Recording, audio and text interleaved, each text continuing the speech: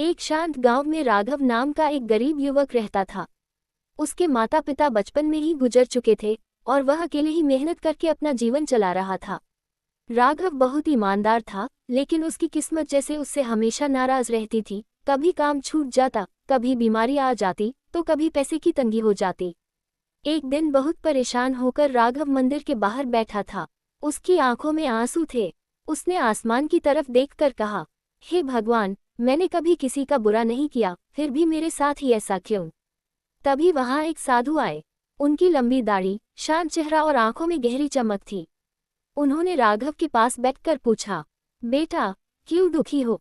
राघव ने अपनी सारी परेशानी उन्हें बता दी। साधु ने ध्यान से सुना और मुस्कुराते हुए बोले, अगर तुम सच में अपने दुखों से छुटकारा पाना चाहते हो तो कल सुबह सूरज निकलने से पहले जंगल के पास वाले रास्ते पर आना। मैं तुम्हें एक खास उपाय बताऊंगा। राघव को थोड़ी उम्मीद जगी।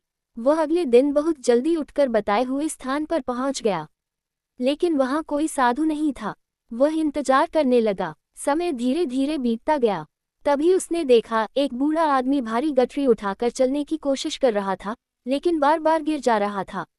राघव तुरंत दौड़कर गया और उसकी मदद की। उसने उस बूढ़े को उसके घर तक पहुंचाया। आगे बढ़ा तो रास्ते में एक घायल कुत्ता पड़ा था, जो दर्द से कराह रहा था। राघव को उस पर दया आई। उसने अपने कपड़े का टुकड़ा फाड़कर उसका घाव बांधा और उसे पानी पिलाया। थोड़ा आगे गया तो देखा, एक छोटा बच्चा रो रहा था। उसकी माँ कहीं दिखाई नहीं दे रही थी। राघव ने उसे चुप कराया, उसका हाथ पकड़ा और गांव तक छोड़ आया, जहां उसकी माँ उसे ढूंढ रही थी। इस तरह दूसरों की मदद करते करते पूरा दिन बीत गया। राघव थक गया था और उसे थोड़ा गुस्सा भी आ रहा था। साधु ने मुझे यहाँ बुलाया, लेकिन खुद आए ही नहीं। शाम को वह उदास होकर वापस लौट रहा था, तभी अचानक वही साधु उसके सामने प्रकट हो गए। राघव ने थोड़ा नाराज होकर कहा, महाराज, आपने मुझे बुलाया था, लेकिन आप आए क्यों नहीं? साधु हल्के से मुस्कुराए और बोले, मैं पूरे दिन तुम्हारे साथ ही था राघव। राघव हैरान रह गया, कैसे?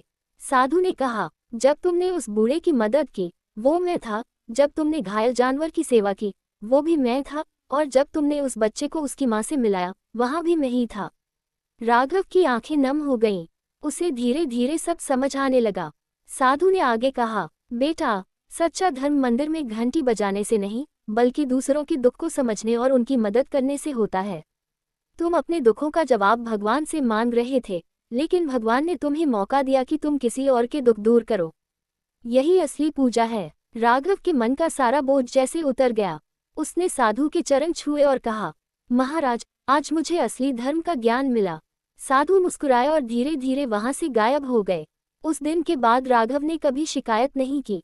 वो हर दिन लोगों की मदद करने लगा। कभी किसी गरीब को खाना देता, कभी बीमार की सेवा करता, तो कभी बच्चों को पढ़ाता। धीरे धीरे उसकी जिंदगी बदलने लगी। लोग उसे सम्मान देने लगे और उसके जीवन में खुशियां आने लगी। अब राघव समझ चुका था, भगवान को पाने का रास्ता दूसरों की सेवा से होकर जाता है। सीख, सच्चा धर्म पूजा पाठ में नहीं, बल्कि अच्छे कर्म और दूसरों की सेवा में होता है।